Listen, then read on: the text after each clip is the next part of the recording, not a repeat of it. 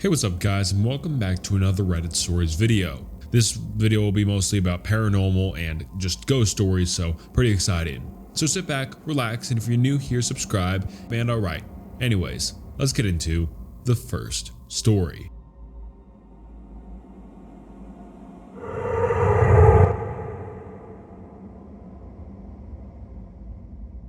Hey everyone, not sure if this is the right place to post this, but I'm definitely spooked. Also my very first Reddit post, so sorry if it's a little jumbled.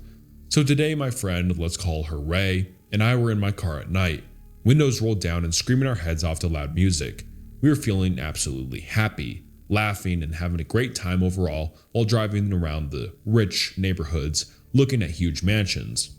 Now here comes what spooked us majorly. We start getting a little put off because of how dark this road was. Plus we were going into the middle of a forested area and everything around us was getting darker and darker. I had to turn on the brights on my car.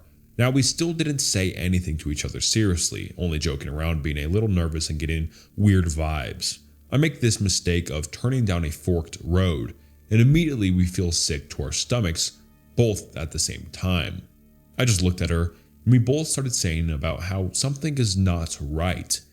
It was such an urgent feeling of terror, dread, knowing something terrible was going to happen if we stopped the car. We felt like we had to roll the windows up because we wanted to be safer.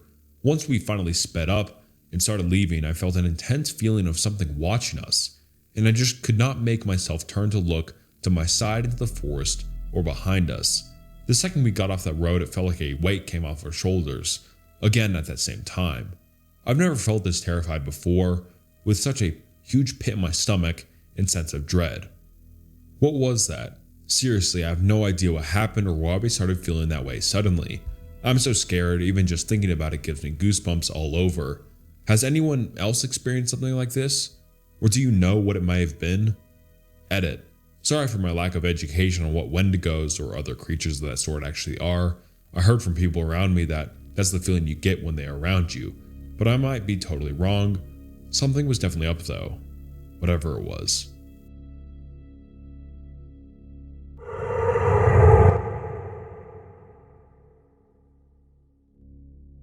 I bought my first house in 2003 and was over the moon. Shortly after moving in, two of my neighbors began joking with me about the ghost in the house. Well, I thought they were joking, so I just played along pretending I'd seen one and it was no big deal. Well, as time went on, that summer, I met more and more of my neighbors and they all brought up the same topic. Finally, an elderly woman on the block, who was quite kind and friendly, told me a story after I'd asked her. I knew she wasn't going to screw with my head, which is why I asked her in the first place. Turned out the previous owner purchased the home and never lived there because she said it was haunted. Sounds in the night of footsteps and sobbing, and glimpses of a man sitting in the kitchen, covered in blood. One of my neighbors helped me with the renovations of the house and said that he was putting up drywall when he felt something lift up his dreadlocks. Though I've had paranormal experiences before, it had been years, and by then I just chalked it up to night terrors. One day, I went to a small neighborhood video store to rent a movie, and I had to fill out a form with my demographic data, and then my credit card info. The owner of the store looked at my form and said, "Oh my god, you live in that house." I asked her what she meant and she explained that her former employee had committed S-word in my house. She came to the house as soon as she'd heard, but the house had been taped off by police as the potential crime scene. She told me that he had just moved into the house with his partner and called his mom because he wanted to invite her over to meet his partner and come out to her. This was in the early 90s when being gay was a big deal. His mother already knew he was gay because he bought a house with a man and disowned him right over the phone. That same week, he received a letter from an HIV testing center stating he had tested positive for HIV. This is when HIV was a death sentence. He then sat at the kitchen table, ate a bowl of cereal, and shot himself in the head with a revolver. Since then, she has had multiple paranormal experiences in the store, with videos flying off shelves and even levitating off shelves. The most I've experienced is sounds at night, sounds of Cheerios being poured into a bowl I don't eat cereal, and sounds of sobbing in the kitchen. I often awake to both. I remember my grandmother saying, "When the dead come to you, they want something. Perform an act of charity in their name and pray for them." So I did. I sat down at the kitchen table one night and lit a candle and told him that each night I would recite a novena prayer for him before I lit a candle. On the 9th night of the first novena to St. Anthony, patron saint of lost souls, I heard uncontrollable sobbing.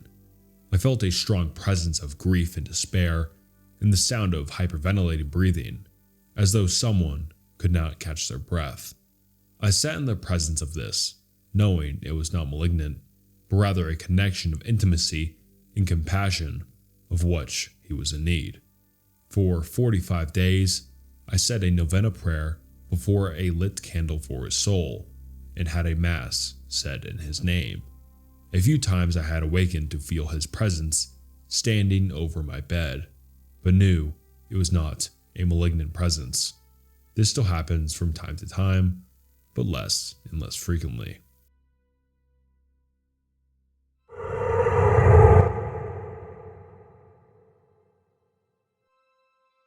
All know the feeling of hunger, and yet some have never seen it. You yourself may have claimed to be starving, empty, famished, or hungry, but have you ever encountered the merciless beast we call hunger? Have you ever considered that thing you call starving is only the fingernail of the monster that plagues the minds and souls of the innocent and sane, breathing down your neck and clawing at your skin with blood-covered nails, desperate to get inside, only blocked from you gobbling down cheeseburgers, pizza, donuts, fruits, and veggies. And yet some have come close to hunger. Some of the worst instances of mass hunger known as famines have plagued us for centuries. Ireland, 1845. Russia, 1921. China, 1959. And yet even in these states of hunger, when people's teeth were gnawed and broken from eating leather and dirt, and animals had a feast of the bones and rotten flesh of human remains, very few have ever seen hunger. Few have seen the Wendigo. All the Wendigo ever feels is hunger, for it is hunger. You may have heard of the Wendigo, seen drawings of it, but for the few have seen it, for most it was the last thing they ever saw. I haven't seen it. No, thank God I haven't seen it. Yet the blood that runs in my family have seen it, stared at it in its hollow eyes. This is not my story, this is my father's. When I was around the age of 15, he told me to sit down next to him, pointing to the brown cloth chair. I was old enough to know, he told me, why he never lets me set foot in the woods, why we never go up north, especially never when it's winter. I recorded it all. He requested for that, wanted a record of what happened to him, to make sure no one else went through it like he did. This is what he told me. My father's story. He takes out a cigarette and clicks a lighter until a small blaze and puts the small flame to his cigarette, taking a puff before starting. My uncle decided it was time for me to visit the Great Lakes forest, told me the woods were some of the most beautiful in the whole country. It took a lot of convincing until your grandfather decided it was fine for me to visit the north. Of course, when he made the decision, it was winter by then. The winter down here is a light breeze compared to the freeze up in the north. Cold days and dark, icy nights. It's a wonder how the Native Americans managed to survive the months of thick snow and the creatures that came with it. He pauses to take another puff of a cigarette before continuing. This didn't stop my uncle, who had prepared in case we had to go during the winter, for both me and him as if we were going to the Arctic. Thick, puffy jackets, fat boots, and gloves as well as goggles in case we came upon a storm on the walk, as well as bear spray if we came across wild animals. He also packed something else, a .50 caliber Action Express Desert Eagle, the ones those cops use in the movies. He didn't actually expect to use it, it was just in case we came across a bear or a lynx, and things got close and personal. He pauses and stares at his right leg. He definitely didn't think we needed it for something different. It was around mid-November when we took the plane to the state of Michigan. He had purchased a standard hotel room in a small town. He refused to mention its name. And we spent a few days simply getting used to the sceneries of where we were. My uncle's right. It was beautiful, actually. I don't even think the word beautiful cuts it. I could see the edge of the forest by my window. They were tall, like long hairs protruding from the head of Mother Nature, and along those hairs lied the fleas, squirrels, chipmunks, birds, and the occasional wolf and fox would pass by, before disappearing in the shadow of the trees. I'll tell you, even now I do miss seeing the trees, watching the wind blow the tall branches in harmony. He sighs and puts out a cigarette on his wooden chair, but I know I can never go back there. Almost every day we went on hikes, with the snow crunching beneath our feet, stopping every so often to witness the wildlife. Once or twice we came across a bear. I was scared, of course, but my uncle had faced plenty in his time living there, so of course he knew what to do. "Don't look them in the eyes," he would whisper to me, as he pulled out his bear spray just in case, and eventually he would move along, searching for some berries to eat. It was around our second week there when my uncle decided to take me on my first night walk, so we put on our coats, snow boots, and brought along the Desert Spray and Desert Eagle. It was somehow even more gorgeous in the dark than it was in the day. The stars flowed above us like fireflies, welcoming us to the forest. As the moon, as big and bright as it ever, hovered above us, we walked until we came upon a fork in the path. We usually would go left, as it much longer, so we would experience the forest longer. But it was a lot colder than usual, so my uncle decided it was best to get back sooner than later. For some reason, the colder weather did hang in my mind for longer than it should have. Although the weather would be unpredictable, the weather news where I was more accurate than the ones down in the north. This thought slept in my mind eventually, reasoning that every news channel got it wrong eventually. So we continued, but as we went in, it just kept getting colder and colder. By this point, my uncle repeatedly kept looking up at the sky with a bewildered look on his face. Looking up, I saw not a single cloud in the sky. Nothing to indicate a snowstorm was coming, or anything that would cause the weather to get this cold. Soon my uncle put me close to him, to make us warmer. It wasn't a long hike back, just a mile or more. Then it was clear something was wrong. More than the weather. As we kept walking, we stepped, fast steps. My uncle jerked his head in that direction, instinctively pulling out his bear spray. Looking past him, I could clearly see several pairs of eyes in the shadows of the trees, moving fast, moving towards us.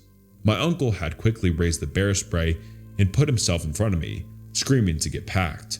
Looking over, I could now clearly see it was a wolf, mouths open, panting and stamping its feet on the ground, creating loud cracks as the snow fell beneath them. Looking up, my uncle had his finger straight on the bear spray trigger, ready to blast them straight in the shouted faces. Then the wolves ran right past us. Right past us. They were maybe 10 feet away from us at most, moving so fast I could feel a small gust of wind push past against my face. My uncle put down the bear spray and looked around Dusty, in complete utter confusion encompassing his whole face. That's when I saw more eyes. He motioned his hand in a circle around him. There had to be dozens of critters and birds running. They didn't even stop to look at us, they were just running. All the animals I had feared, all the critters and birds, and all sorts of things in the woods I stared at in amazement just days before. All of them were running.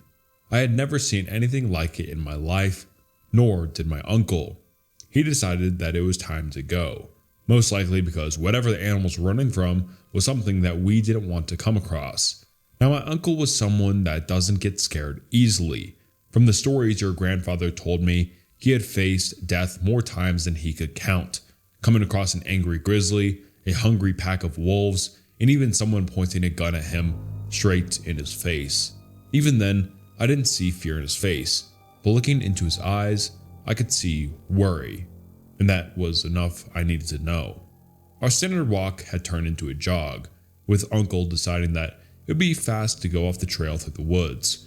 On the trail, there was a clear opening overhead for the light of the moon and stars to shine through, but off the trail, The pine needles blocked most of the light that came through, with small beams piercing the thick hide here and there. My uncle just kept walking straight towards the town. He probably just had a half a mile left when he suddenly stopped, making me bump into his back. He didn't move, didn't even make a sound, almost like he had stopped breathing. "Uncle?" I asked in a squally voice. I looked ahead of him, my heart pounding against my sternum as it pumped blood like a bicycle pump. Up ahead was the outline of a person. Though it was too far away to see any facial features or any features at all, it was, I don't know, 30 seconds before my uncle started backing up, gesturing me to do the same. "Hello? Can we help you?" I heard a tremble. It was a small one, but it was enough to tell me everything I needed to know. My uncle, one of the coolest people I've ever known, was scared. Slowly, ever so slowly, my uncle put his hand behind his back, moving towards the bear spray. But my eyes nearly popped out when his hand went past the bear spray and moved towards the gun. Crack. Up ahead, I heard what sounded like a small twig break, and breaking eye contact with my uncle's hand, looked forward back at the figure. He had taken a step forward, stepping on a small branch that poked out of the layer of snow. And with that step, there was a new feeling in the air. It wasn't the cold, it wasn't fear, it was hunger, an almost lustful amount of hunger. "Look," my uncle said, as his hand still gradually moved towards the Desert Eagle. "We don't want any trouble. We're just trying to get back to town, so if you could please..." He didn't get to finish the sentence. By this point, my father stopped looking at me, instead looking out the window. It all happened too fast. First, there were the steps. Fast, rampant. Each step came with a snarl. It was too fast for my uncle, too fast for me to process. What came next was the gunshot. It rang off the trees, bouncing back into my ears, making them ring like a church bell. He got one shot off before it got to us. One shot off before it made him scream. It slammed into him, flinging both me and his gun to the left, slamming me on the ground with a loud thud which knocked the wind right out of me. Oh God, the screams. It didn't kill him quickly. I didn't see it happen, but I heard the crunch of teeth growing through flesh and meeting bone. It probably stopped there for a second to savor the taste of blood against its rotten teeth before it continued. I'm glad I didn't see it happen, but I could well damn hear it. Splish and splash as blood poured on the ground as it continued to sink its teeth into his flesh, seemingly hard for it to hold back. It had enough of the taste, now it wanted to eat. Crunch after crunch came, following by tearing and popping sounds. I think it was pulling the organs out of his stomach. Don't know how long I had my eyes closed, but the moment I opened them, I was facing away from them and looking at the light that bounced off a silver object, the Desert Eagle. I stood up, still shaken from the fall. The funny thing was I wasn't scared. My brain must have taken a hit, making it difficult for me to process what was happening behind me. I took a casual step forward, towards the gun, cracking the snow beneath my feet, and that's when the crunching stopped. That's what I remember where I was. We both turned around at the same time. Its eyes met mine, and my eyes met it, if you could call them eyes. I say this because I didn't even know if they were eyes. They were black and hollow and black. I say black because all there was in those eyes was black. Then there was the rest of its body. I couldn't believe the thing that did that to my uncle was unbelievably skinny. Its ribs poked out of his chest, bones clearly seen through its slender arms and legs. There were antlers that looked like that of a deer, protruding from its head. He pauses and thinks for a moment. No, it wasn't a head. It was a skull, because that's what it looked like. A skull with deer antlers coming from the top of its head. And even as it crouched, I could see it was tall, even towering over me in that stance. He both stared at each other for what felt like hours before it turned back around and continued eating what was left of my uncle. Did it even care that I was there? Why didn't it just attack me next? Just get it over with? I didn't stop to ask these questions. I just turned, picked up the gun, and ran. For a second I considered taking a shot, but I didn't know if my bullet my uncle shot at it hit it. If it did, then I don't think the bullets affected this thing. All I knew was I had to get away. So I kept running and running and running. What probably took just 10 minutes felt like an eternity. And then I saw the lights of the town. I'm gonna make it, I thought. Hope creeping up my spine and into my brain. And that's when I heard the distant footsteps. I turned around for a split second and felt that hope come crashing down all the way to my toes. There it was, probably just 1,000 meters away. I could see its eyes.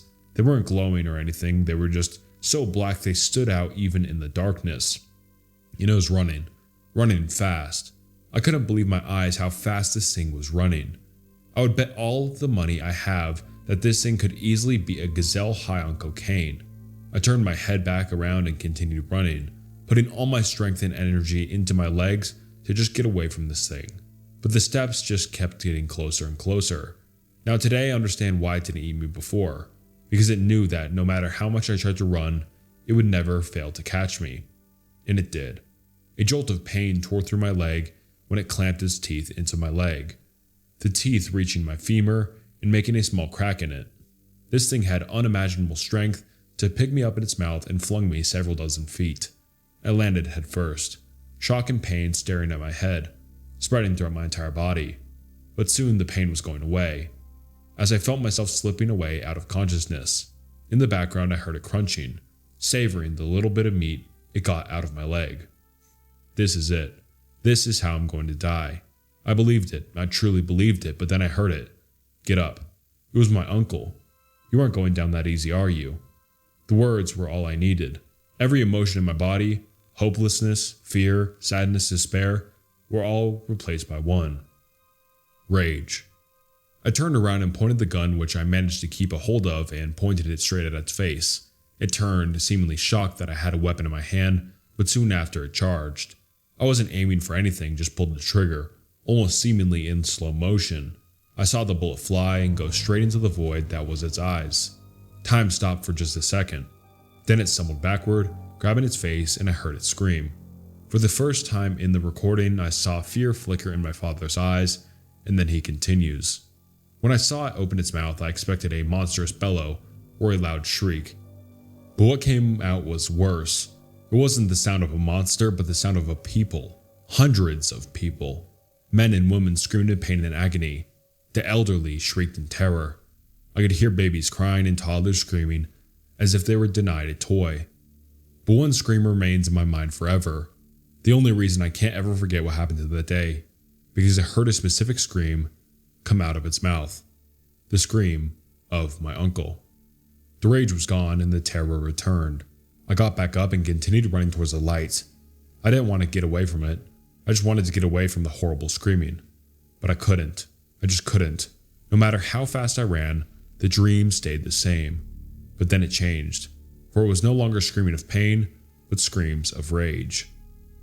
I continued running. I had to get away. I wanted to. I needed to. My femur's crack was continuing to grow as I continued running. My legs pressed against my rib cage as my body demanded a huge amount of oxygen that the lungs could not provide.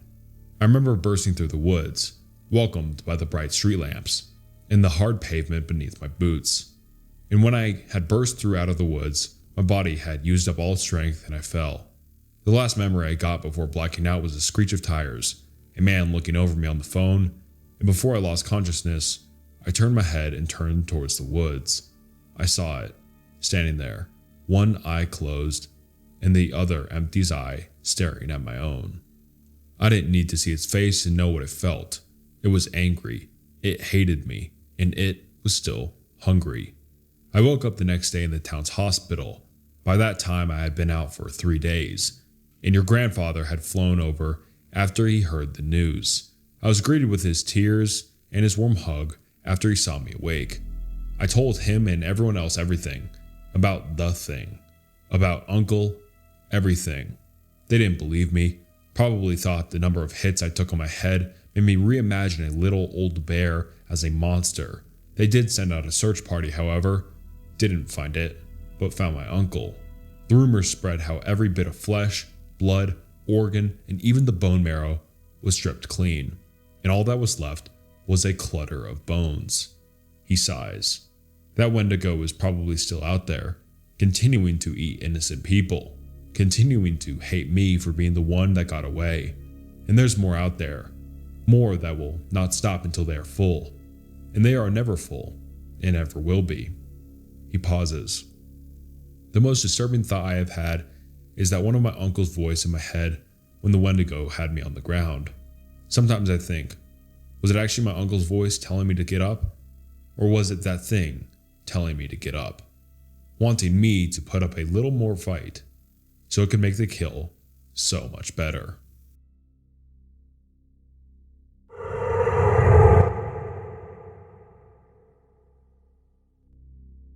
I was a sergeant in the US Army and ETSing, getting out from the military, when President Bush ordered more troops into Iraq in 2003.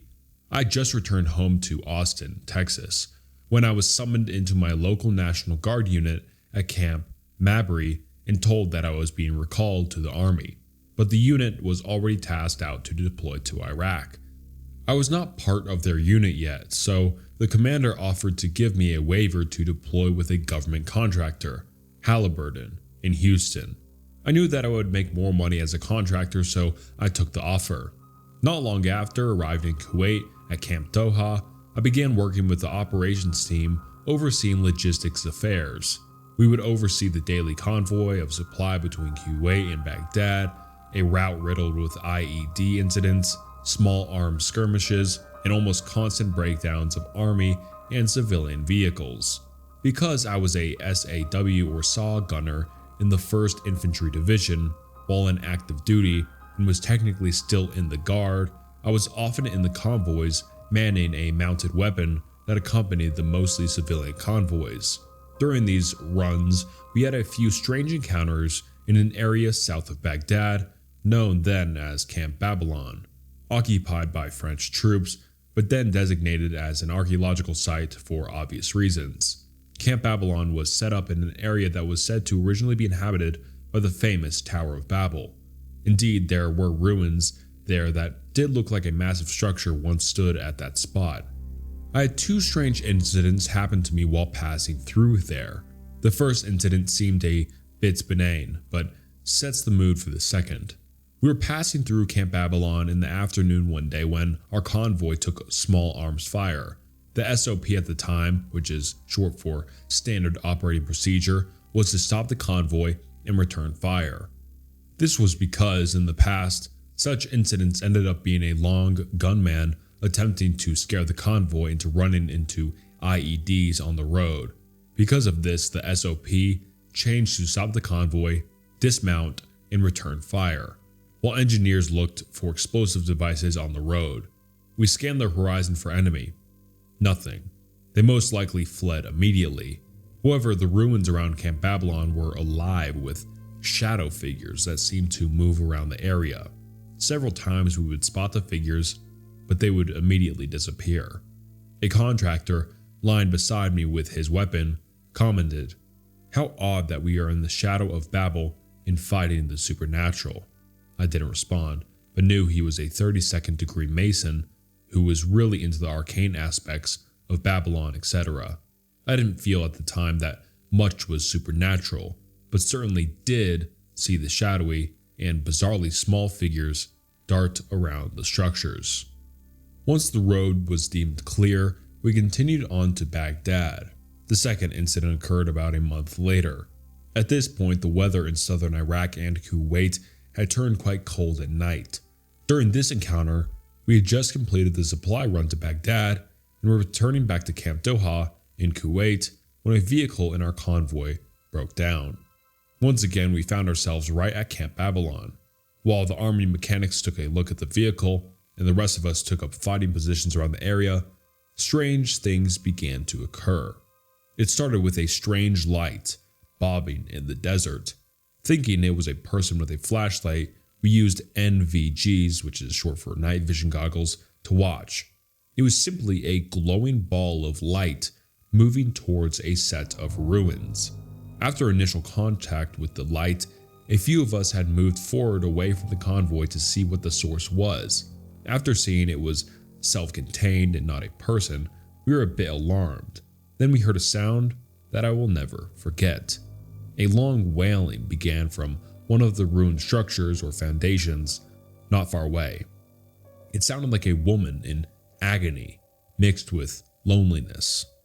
On and on the sounds went while we huddled in the cold and dark, wondering what the hell we were listening to. With our NVGs equipped, we used our flashlights to spotlight the ruins. If you've ever done this, you will know that a normal flashlight with NVGs looks like a massive beam of light. We scoured the area, but no source of the wails or the ball of light were seen. About this time, we were told via radio that the vehicle was repaired and ready to roll, so we decided to return to the convoy. I was slinging my SAW over my shoulder when I noticed my contractor partner was staring at the ruins in horror. He was frozen. I shook him and snapped out of his stupor, quickly leaving the area with the rest of us. Once we were back at the camp, it was pleasantly daylight, and following morning, several of us were chatting about the encounter at Camp Babylon before our daily operations briefing. It was then that I remembered the terrified expression on the face of the contractor, so I asked him about it. He was still obviously traumatized by the event, but managed to explain that, as we were leaving our position on the sandy hill, he saw a tall, black figure standing beside the ruins. It was watching us as we were looking for him, her, it. He said that he felt an instant wave of despair hit him and thought he was going to die. He didn't remember leaving the area. His next memory was in the Humvee headed back to Kuwait. I now write non-fiction books about haunted places for Llewellyn Publishing and have visited hundreds of reputedly haunted spots. But I'll never forget the wailing figure at the ruins of Babel. It's also worth noting that when I related this story to some of our Pakistani employees at Camp Doha and Camp Afrijan, they also were quite horrified. One of them, a translator we called Ardi, said that we had encountered a Dijan, or a damned spirit, and that we were lucky to be able to tell the tale. I agree.